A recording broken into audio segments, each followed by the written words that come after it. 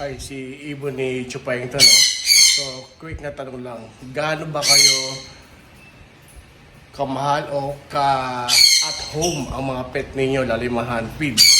Gaano ba sila luwag? Gaano sila at home, in short? Tiwala sa'yo, sa owner, at sa the way mo sila inaalagaan. Silipin nyo to. Okay, may. So, silipin natin yung aking dalawang handfeed. Ayan.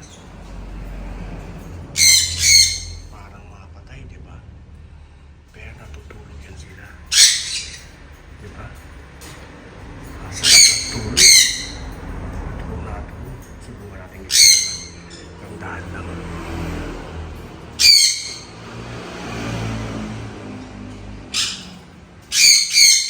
Tandaan lang. Silipin natin. Tandaan lang. Diba? Ganyan katulog. Yung mga babies. Diba? So, sa mga gustong bumili, no? Ganyang kaalaga, ganyang ka-spoiled, ganyang kakampante po yung aking mga green chicken. Sorry po, sorry.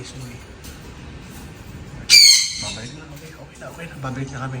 Sorry po, sleep na kayo, sorry po, bye-bye. I love you mga bibi.